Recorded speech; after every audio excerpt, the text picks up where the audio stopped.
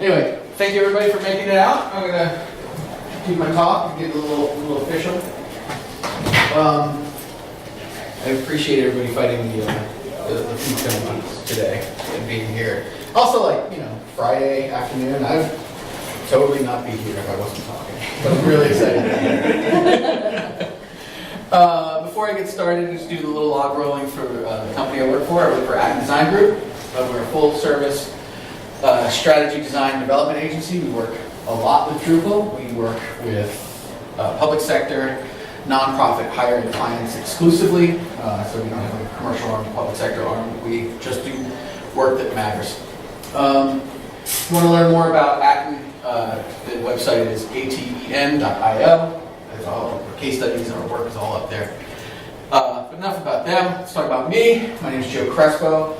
I am Director of Accounts at Atten Design Group. I started my career as a really bad graphic designer and then became a middling web designer, pretty good web developer, strong project manager, and now I do sales, and so this has been my career path.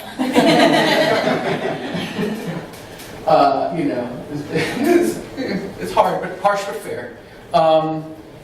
And recently, my nephew asked me, what do I do for work? And I said, well, I work in a team, and we build websites, and my job is to meet with clients and set up a project plan, and if they like the plan, then they do work with us. And of course, none of this landed with him. He's 9, right? And so I said, well, I explain hard concepts for a living, so maybe let me take another run at this, Tristan. And I said, clients or people hand me books. I read books. I write a book report, and if they like it, they pay me. And that connected. I mean, he was unhappy with the fact that not everybody can get an A, and one person gets an A and everybody else gets an F. But that's a different story. And it also just really describes this book report metaphor. Really does describe the RFP process, right? I get a 20 to 80 page document that I have to read and interpret, write a report on, called a proposal. And if we like it, if they like it, then we do some work. And the process has issues. This is not new. It's not revelatory. Wait, how many people here are in agencies? Okay. And so all of you hate RFPs, right? Good. But we all recognize it's not going anywhere. There have been, because some people really hate RFPs, and this has been around for a while. This is a quote from the Playground co-founders. RFPs become a dreadful 50-page document that wastes time, money, and leads to poor outcomes. And he's not alone. There's Blair Enns, the Win Without Pitching manifesto, and Mike Montero, and Dan Malls, and saying RFPs are terrible for the design process. And Forbes.com really hates RFPs. And I just put up some links to articles all about how terrible the process is. And the reason is that there's some really valid criticism. They're inefficient. The process is really, really inefficient. And it's not inefficiently, oh, please make me stop writing proposals. That's not the thing. I'm not complaining about it. It's actually inefficient from the client side. And there's Cal Harrison had a TED talk on RFPs, and he said that it's sand in the engine of our economy. And if you have a chance to watch it, it's really great. The 5 billion reasons he estimated that it cost the Canadian economy $5 billion in, I think, the year 2014, just to respond to RFPs. And that's a cost that gets passed on to the client, right? That's not, there's a little spoiler alert. Agencies are built to make money, and so if they win 1 of 5 RFPs, the 4 RFPs that they lose, that's a cost that gets passed on to the project that gets built. So they're inefficient. The second is that the RFPs are impersonal, right? They're built to be impartial. And it's a weird thing, right? So, did anybody go to any of the UX talks this week at all? I didn't. No, oh, good. Okay, so I'm not alone on that. Project management talks, anybody do that? Okay. Right? Because if you go to a UX talk or a PM talk, the UX people say, build empathy for the users, and PMs will say, build empathy for your team and for your clients. But we start all these projects in this like really impersonal way that we just can't meet the teams and get a sense of what it's like to actually work with the other human beings on the other side of this project. So that's another problem with RFPs. They aren't designed to procure creative work, right? This is something. I responded to an RFP with a European client recently, and they said, I'm digressing completely, by the way. But what they said was, oh, we want a logo for our website. That should be a part of your proposal. And I said, that's crazy. It's not a good idea because A, we haven't spoken to you, so we don't really know like what this logo ought to be. We don't understand like your voice and tone. We don't really know your brand.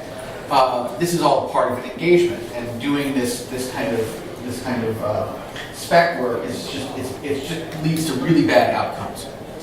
But the RFP process is really a process that is designed around spec work, and we build software, and ultimately, what we're talking about is we build products that is a series of ones and zeros that live in a magic box in a cloud. It's super ethereal, and so the RFP process is not built for that. And ultimately, oftentimes they value price above quality and innovation. And my stepmother was the chief procurement officer for the city of New York, so she took issue with this slide when she saw it at brunch this week. But if you go to like digital experts and you say, hey, I want you to build a blog, and price is no object, right? You get something like the New York Times Snowfall from, oh my goodness, what are you doing?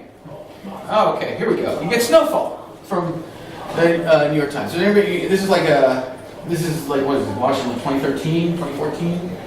It had videos playing in the background with image overlays. It followed like the Steve Krug "Don't Make Me Think" model. It was long form text, but it was totally scannable, wall-to-wall images, parallax. Like so many sites that launched in 2015, 2016 were derivative of this one blog post. It was like the internet became like a big love poem to this one website. But if you say, hey, build me a blog and price is super important, I'm just going to go create an account for you at Medium in 15 minutes. This is the difference between innovating and creating something totally new way of telling stories, versus just doing something by rote. And I mean, there's places for both, right? I don't want to be too dismissive. So, long story short is, if you can avoid using RFPs, do it. But that's not what we're here to do. We're here to fix it. So let's take a look at the fundamentals. What's the purpose of an RFP? You want to select a good partner. You want to select the right person for your project. That makes sense, right? I think beyond that, you want to codify the problem that you need to solve. I think that you've emailed about it, you've met about it, you've spreadsheeted about it. The RFP is an opportunity to actually put it all in one place.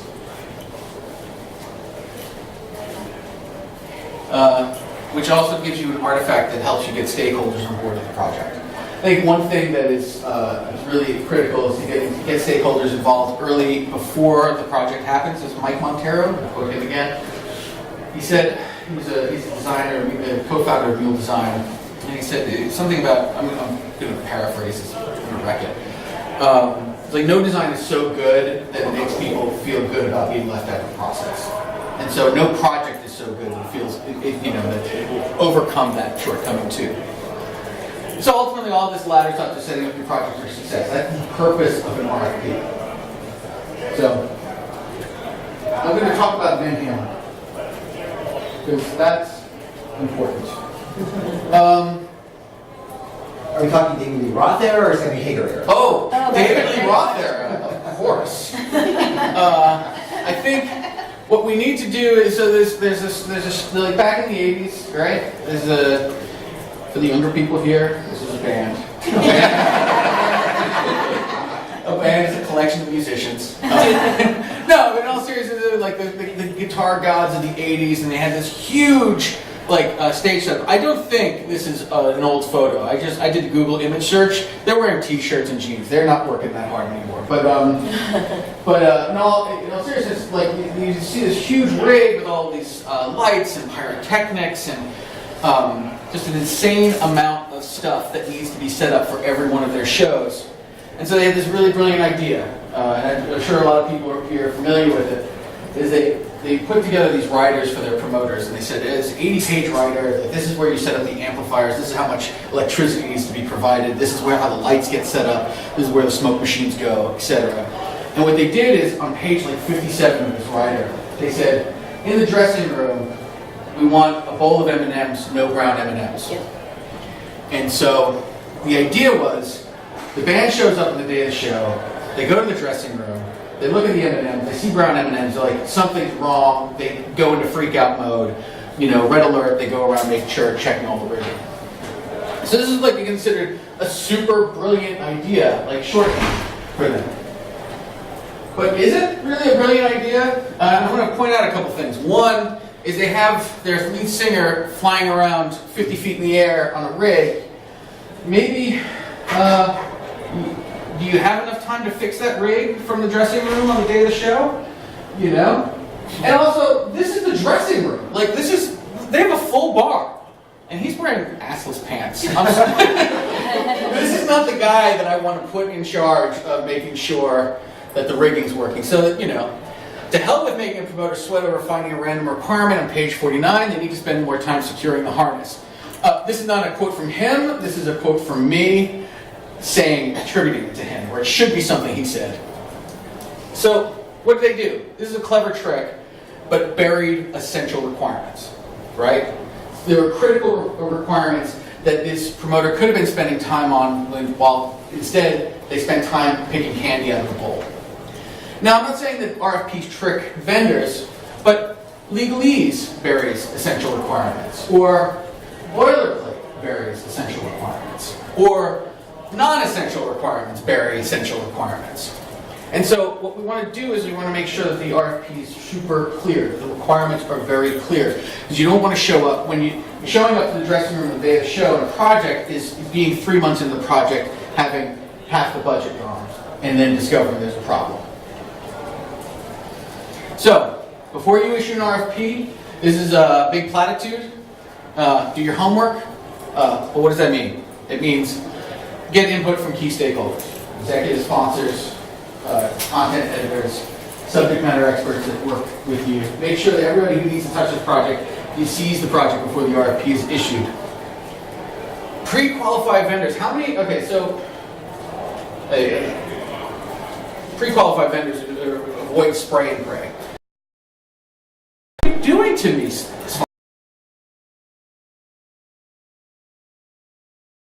Has opinions. Okay. Sleepy. Okay, awesome. So, what does that mean? If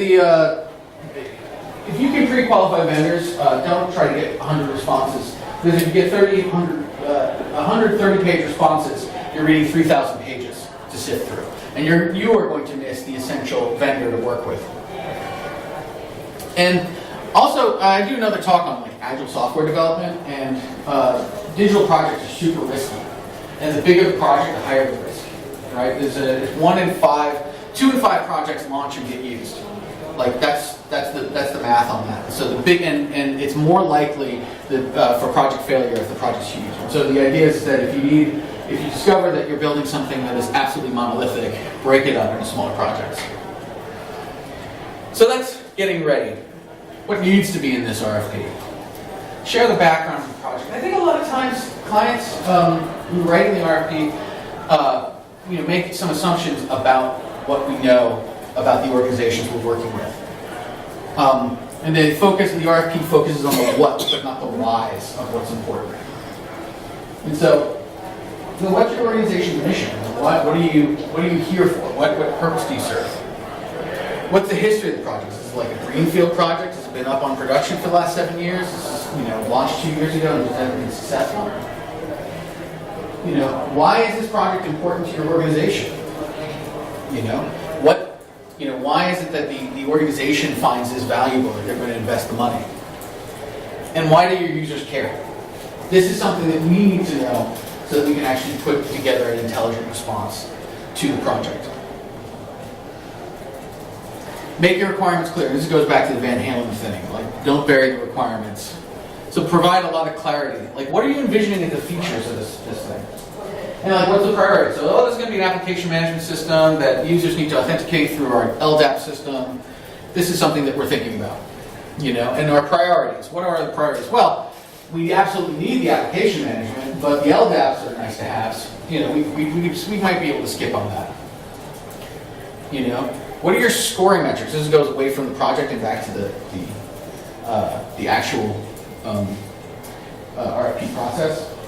I think it's really valuable to find out if, like, you know, it's 35 points for the project plan, 30 points for the budget, and 15 points for your team qualifications, etc. It helps us understand the priorities of the proposal. And then prescriptive solutions can be really limiting. We are oftentimes hired because of our expertise in this digital space. And if you say, well, it's going to be a homepage with a carousel and then some text and then a triptych with 3 calls to action, you're limiting the input that you can get from the team that you're hiring. And you know, sometimes it's appropriate, like you already know what needs to be done. But you know, if you're saying I need a carousel, you know, the question is, do you know about the analytics on carousels? You know, they're terrible, right? The first slide gets 95%, and then slides 2 through N gets the remaining 5%. And this is something that like a partner can help you with. And then always share your timeline and why it's important. You know, be very clear about the submission deadlines. You know, we're doing the Q&A is due on the 15th. Our responses will be on the 22nd. The RFP, the proposal is due on the 29th. We're going to do finalist selection by the 15th. We're going to issue we're going to select the selected vendor by the 31st. Really, really helpful. And then, what is driving the project's timeline? Right? Is there enough time to campaign? You have to reach out to voters before the election. You have the fiscal year budget concerns. Is there a grant deadline, or is it, you know, is this just like an organizational ideal? Like we have a board member coming in, and we want to, you know, show off our wares. You know, is it informed by a level of effort? Like we think it's going to take 4 months because that's what our organization says, but we don't have the developers come in. And I think that that's something that's really helpful. You know, I've responded to RFPs where they say we need to launch in 9 weeks, and I say it takes 8 months. And you know, sometimes that connects, and sometimes it doesn't connect, and sometimes 9 weeks is right. And then the next thing is the boilerplate.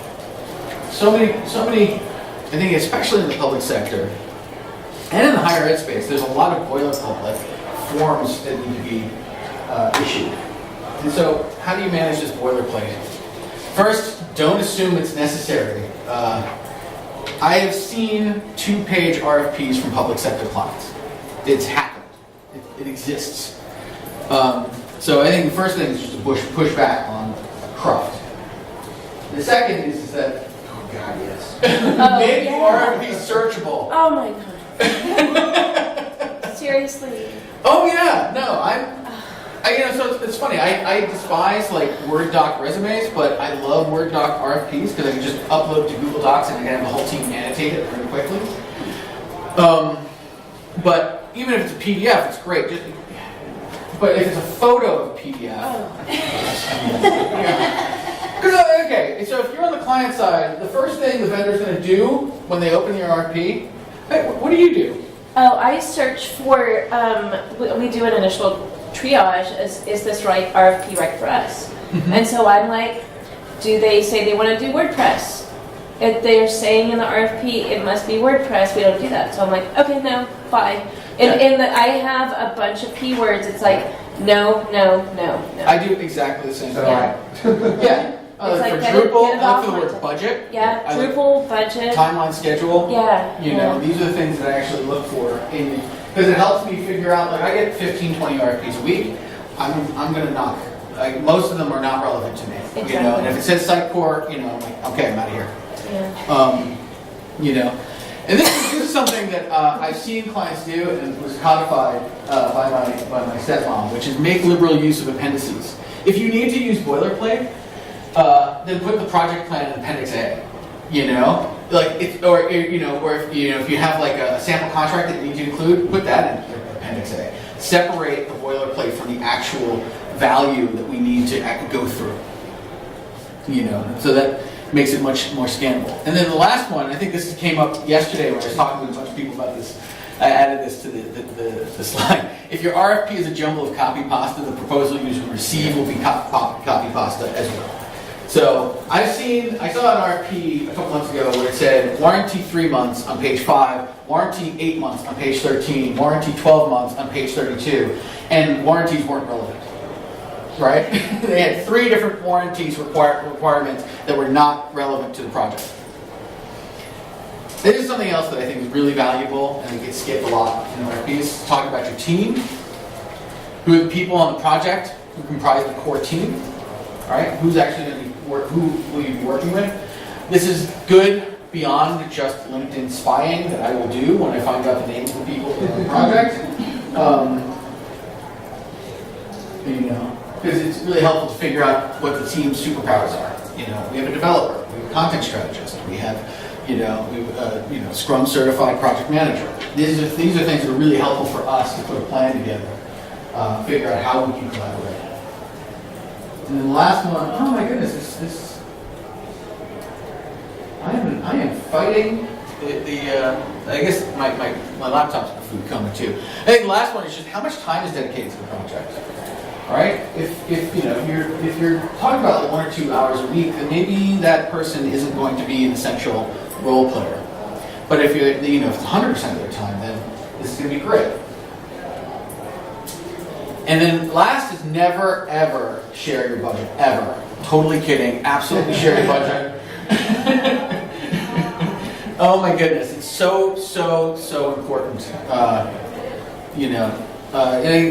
It goes to this the project management iron triangle of scope, budget, timeline. If you don't share information, I think oftentimes you'll see the scope is always talked about, timeline is often talked about, budget is rarely talked about, and if you don't talk about all 3, quality, you don't know what kind of quality you're going to be getting in the project plan. And I know the criticism, right? It's like, oh, if I say it's $250,000 budget, I'm going to get a bunch of $250,000 proposals when maybe it's an $80,000 project. No, I don't think that happens. I think that what happens is, I know from my perspective, if I'm told that I have a $250,000 project, I then build the project plan to the budget that I know about. And I size it to similarly sized projects, so I know what I can deliver in that. So it helps right-size the project. If you can afford like on-site workshops and focus groups and user testing, then invite the vendor to put that in. And it also allows you to judge on the quality of the project plan, experience of the team, and not the price. Sweet. Okay, awesome. I'm powering through this thing. This is great. I really wanted to leave a lot of time for an open discussion, so great. First, if you can help it, don't use an RFP, all right? That's just part one. But of course, that's not what we're here for, so if you need to use an RFP, organize it well. I received an RFP recently, just like the Boston one. Mm-hmm. I received one recently that was just like a clinic on it, and so I've stolen their sections for this proposal, for this presentation, so thank God this arrived last week. One is to have a summary overview. What's the purpose of the RFP itself? Like why now? Why is this important? What are you trying to accomplish? Organizational background. Who are you? What do you serve? What purpose do you serve? Then a project background. Where has this project been? Is this new, old? What platform is it on? What goals do you want to achieve? What do you know about your audience? What are your analytics telling you? That's really helpful. Next is submission requirements. The contacts, the deadlines, the scoring metrics. Team information. Who's on your team? What are the superpowers? How much time are they spending? Scope of work. Expected deliverables, timeline, and budget. And boilerplate. If you have to put it in, attach it as an appendix if someone in legal makes you put it in. And so that's it for my entirety of my presentation. Let's open the floor to some questions, comments. let's trust falls. What are we doing? I'm going to share an entertainment moment. So I'm from California, and we look at RFPs to do triple work. And an RFP was issued a couple of years ago, and it was from Redwood City, which is like a very big population for a city, and it has a big city budget. And this RFP, it was like 100 questions you have to answer. It was one of those like, okay, giddy up, like it's a lot of work. Because it was a big project. But all the other cities around in all of California have taken that RFP and copy-pasted it. And this is like Carmel by the Sea it's a 4-mile radius of the city, and yeah, they have a lot of money there, but they put that scope of an RFP for their site, and I'm like, really? I just looked at your city budget overall, and it's like, and I look at the line items in their city budget, like how much do they have marketed for like IT services or whatever, because this is part of like, what if they don't tell me what budget, how much do they really maybe have to even work with, like, and that's one of the ways. But I saw it like on like 6 or 7 different city things, and I'm like, oh my gosh. And they left like the word Redwood City in there that they had, I mean, no, it's like they copy pasted and like they didn't even search their document clear enough. But it was hilarious, and I was just I'm like, oh look it, we'll totally respond to this, because I can just copy that other RFP response, tweak a couple of numbers, and I'm like, dude, I don't have to answer the 150 questions again. Well, I might as well invest it. But you're proving the point right there. Copy pasta to copy pasta. Oh, yeah. Garbage in, garbage out. So, as they say. I was very recently asked to make sure the website was submitted to InfoSeek and Excite. Like this year. That was Really? Oh, it's like we work with InfoSeek and Excite and Ask Jeeves all the time. No, I think in all seriousness, that I think that there's something about like, it's I used to say this as a developer all the time, it's really easy to get something into the database and then extremely difficult to pull it out. And it's not technically difficult, it's just like, once it's there, it's like, oh, we might use this someday. And I feel like if content in an RFP or on your website was like furniture in your house, people would be much faster about throwing it out. But since it's not, we all tend to be digital hoarders. I have like 100 gigabytes on my phone that I will never ever use or look at again. Awesome.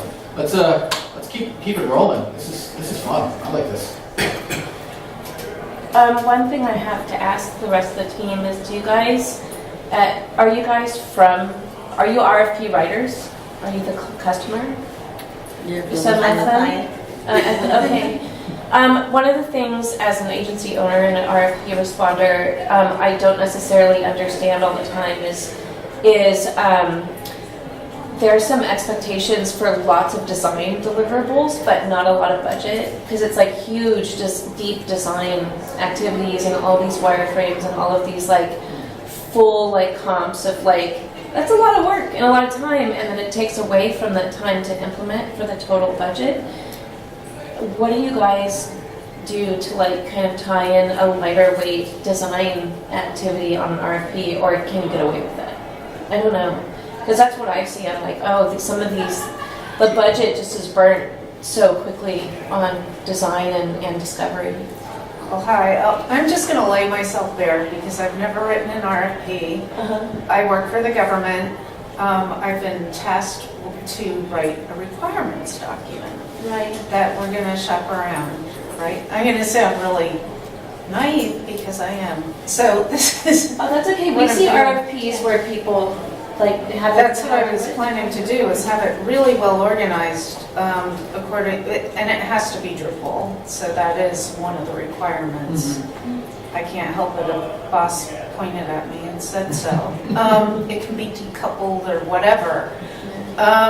As far as the design is concerned, it seems there's, like, I've been using a couple of apps online that do the wireframing. Exactly, yeah. So I would hope that whoever I RFP to would understand they can use those applications and be sophisticated enough to say, oh, we got this we could use a card sort software, Right. and then, I forgot the name of it, but I've been using it. It's a wireframing tool where you can lay on design really easily.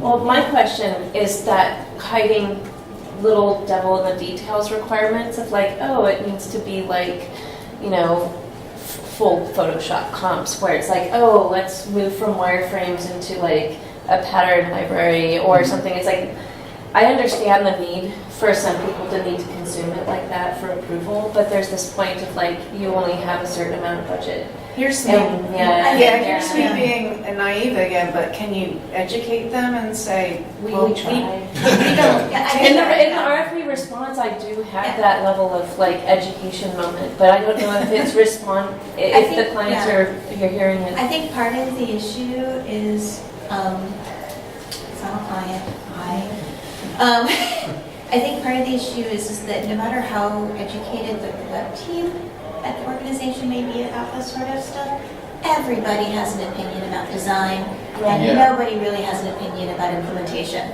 Yeah. And so when you are sort of managing your stakeholders, it can get very easy to be like, well, okay, we need another iteration of the design because CFO didn't like that, Yeah. and part of that goes back to the client having to manage that internally. It can be hard, but it can be done. I think there's also, I think there's. And it drives back to like split up your RFP into two things, maybe a design effort and an implementation effort. Absolutely. I think also that there's, just to sort of underscore,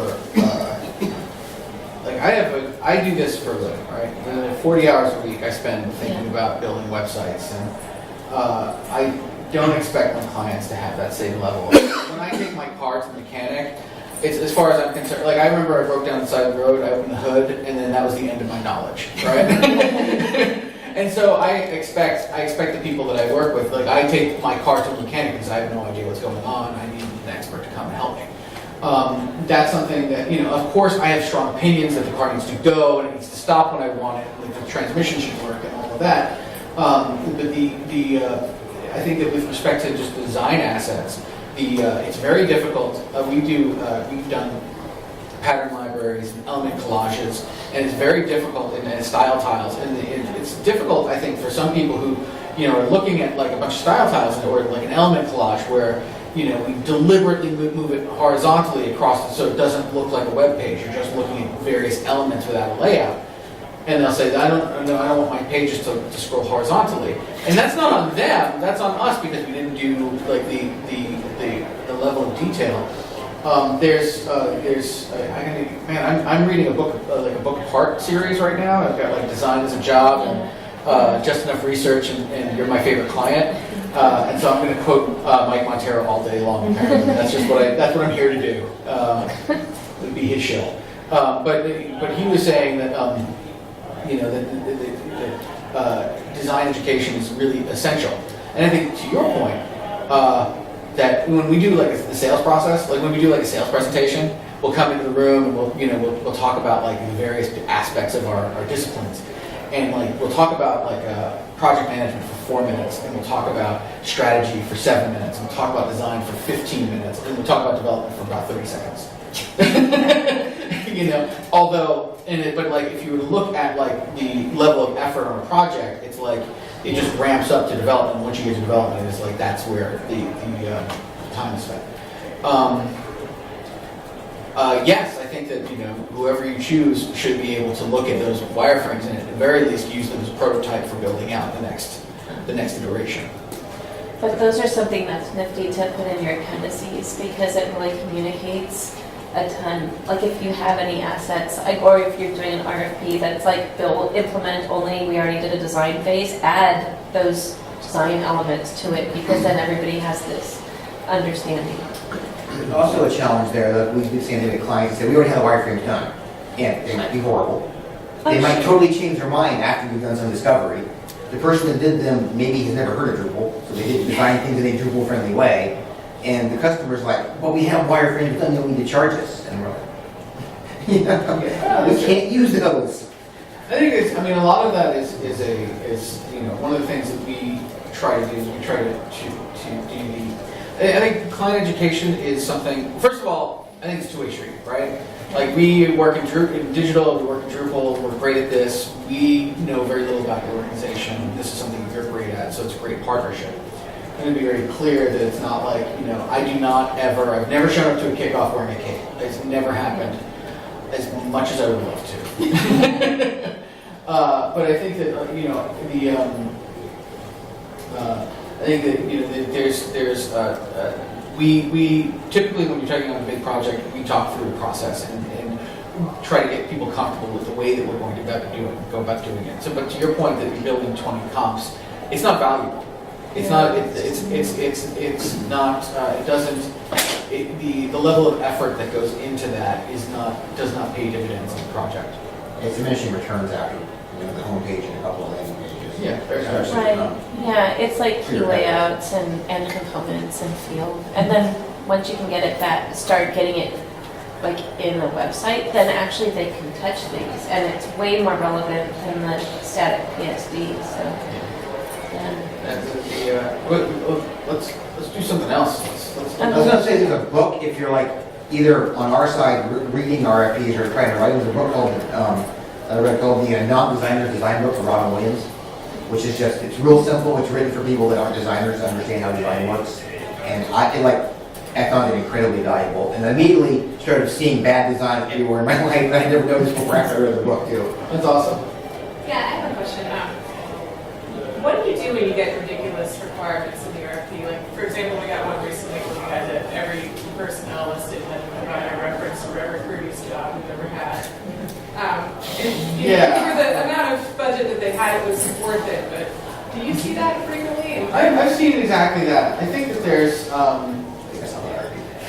yeah, I mean, I think that goes back to like scoring metrics, and if team qualifications are 15 points, and they ask me for everybody's work history, I can omit it and just say I'll lose 5 points on this. I'll take that. And I also think that I think that there's typically like a big project like that. There's like a Q&A and there's an opportunity to say, hey, this is going to take a while for us to put together. I've seen give us every project you worked on the last 3 years. We get that a lot. Yeah. And that's really challenging. It's we don't have that. Look at my fingertips, and so that's something that let me open up my contracting tools. So we spent all of our time on this. Yeah. I've seen give us every client you've ever built. Wow. And I literally went to the CEO and said, go into QuickBooks and print me a list. And it was 800 companies, and I put in 8-point type and appendix A in one project. I mean, I doubt anyone looked at it. It's just, again, it's copy pasta, right? Yeah. I doubt anyone cared, but I did. Yeah, I think there's that. I think I think that there's a sense of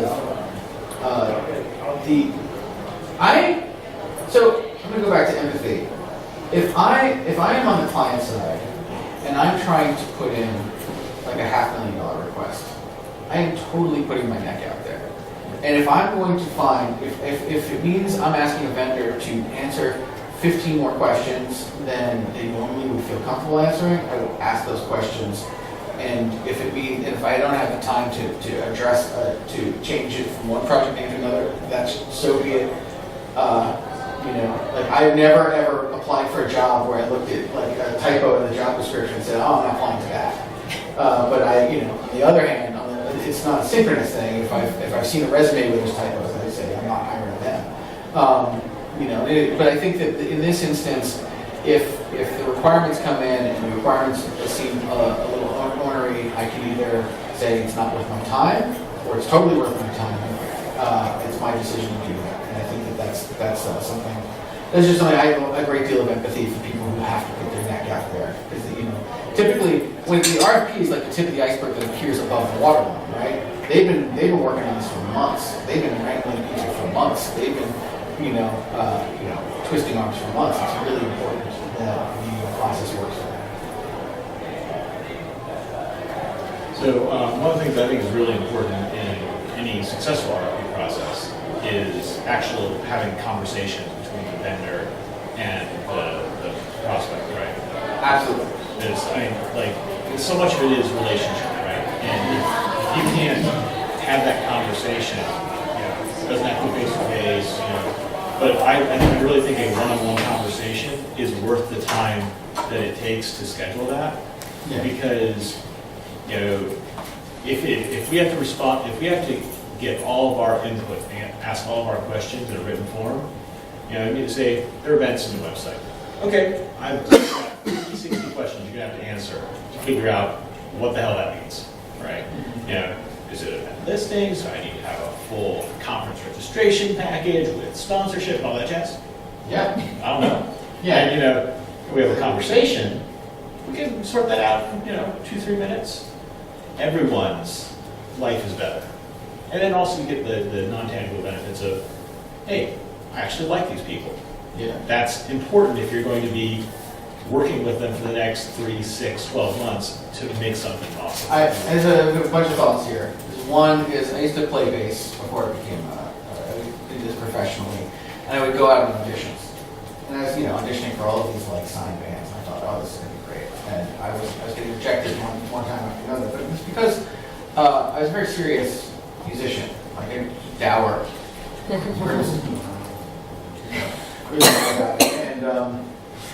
And so I talked to my bass teacher. I said, Pat, I'm not landing anything. And he said, Joe, at some point, everyone can play the lines. It's just who do you want to be in a band with 10 hours a day? And that is ultimately like when you're talking about like big projects, everyone can do the work. It's just who do you want? Like who do you want? Do you feel like you're going to be working with teams running toward the fire, from the fire? Or are you going to want to get on the phone with them? I think that's one. I think two is getting on the phone and talking goes back to like if you have 40 respondents coming back, those 40 phone calls are going to take time. It's better to pre-qualify and get people and focus on a few people. And I think the last thought is I spoke with a client and he said this brilliant thing. He said, when it comes to like communication, we think more than we say more than we write more than we comprehend. And so if you are actually if you're thinking about like trying to connect two people on the same project, going from thought to writing to reading to thought is a much farther translation than just having a conversation back and forth. And I think if you're in government or something where you're just not going to be able to pull off the conversations before, because of contracting or whatever. I mean, do like an RFI approach first. Do like, here's the project, high level. Give us no more than 10 pages about your company and sort of how you approach this. And then you can use that to get down to, 8 vendors you want to ask for a proposal from, and then you can maybe give them more information and God forbid the budget. And get much better answers. Because I mean, so often I get like the scorecard back from, government RFPs for websites, and they'll get responses from $20,000 to $500,000 on the same RFP. There's no way they're actually getting a good result out of that. That's true. No, you're absolutely right. So it's not an apples to apples comparison by any stretch. How large is your team to respond to RFPs? Like how many people do you get involved? Or is it? No, it's I can respond. It's right now. It's just me. Yeah. I recruit people. I'm just curious. Does anyone else have like teams that they? Yeah. So like larger agencies will have like the RFP, like the proposal team, right? And that's all they do. I was thinking about there's one vendor that's here right now where their lead PM just focuses on responding to setting up projects and responding to RFPs as part of the sales process, and maybe has one client. We are at our size. We're 23. I do all of the responses. CEO works with me on some of the responses. But when the response comes in, my process is vet the RFP. If it's a good fit, ask the questions. If it's still a good fit, then bring in people in the team to start planning the project. Typically I'll start with the PM and strategist to just sort of get the outline and then pull in like design and development after that. That's typically my process of doing that. And then once I've got a project plan together, then I put together like the proposal, the statement of work, a narrative around it, and try to speak to that. I think that there's, it comes back to, what I want to do, the role I want to play is that of a facilitator for the client. There's there's a book out there that I need to read about like how the clients are the superheroes of their, like, the clients are the Batmans of their own story, and we're just Robin. Like, we're just there to like provide support, you know, and also get tied up periodically by the Joker and have to be saved. That's just yeah, awesome. We're running low on time, but I'm here all day. I'm enjoying this. This is fun. I should do this more often. We should all do this more often. Let's get together. Awesome. Sweet. Is there anything else?